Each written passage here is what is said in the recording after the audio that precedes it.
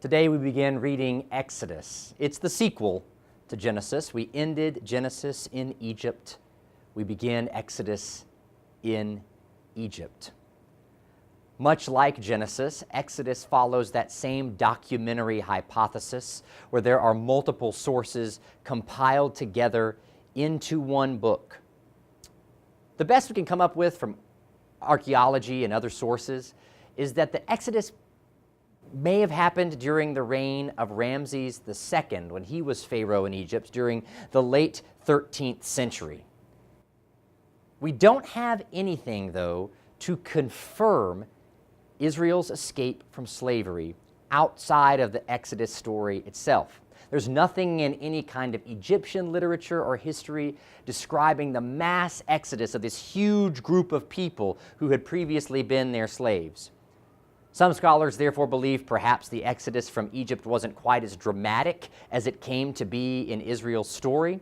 Or maybe superpowers don't like to remember their defeats, and so they just whitewashed history and didn't ever tell the story. It's incredibly hard, therefore, because there's nothing else about Exodus in the world except what we have in the book, to date the places and the events and the time in which things are happening. So I want to encourage you, as you read this book, think less about the history of it.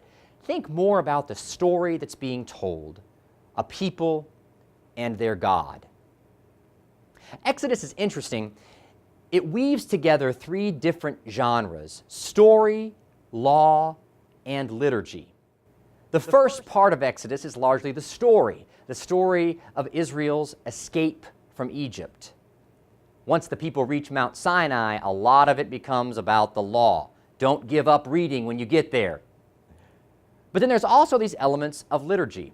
Perfect example, when you get to the institution of the Passover, the night before the Israelites escape from Egypt, there's this long description of how to celebrate the Passover. It's a liturgical act. It's a worshipful act in the middle of a story. So pay attention to those three genres as you read the book and ask yourself, am I reading a story? Am I reading law? Am I reading liturgy? And why are they positioned where they are? Now think about also three major themes as you read through Exodus. The first, not unlike Genesis, is about the creation. While God isn't making anything out of nothing in this book, pay attention to the way God uses the creation to fulfill God's purposes. The second theme you want to pay attention to is the knowledge of God. Our knowledge of who God is deepens in Exodus. God reveals the divine name to Moses. Pharaoh asks Moses, "Who is this God?" And then we receive all of these amazing images for God throughout Exodus. God is described as a king, as a lord, as a warrior. God is fire, cloud, and smoke. Also note, in the revelation of who God is, throughout Exodus, God is sovereign, God is in control, and yet God is merciful. God does not carry out destructive purposes on those God loves, even when they may deserve it.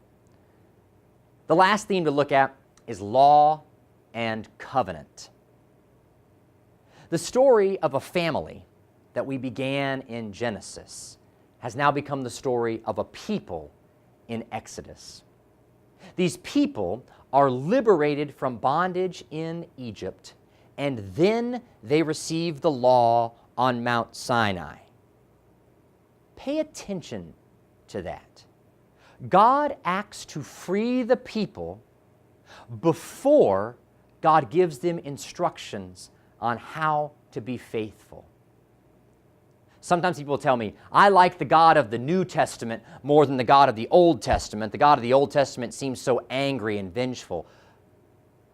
But a God who frees before God asks for obedience is a gracious God. As the author of 1 John will remind us many, many years later, we love God because God first loved us. So as you read through Exodus, pay attention to this sovereign and merciful God who liberates God's people and takes them on the next step of their journey.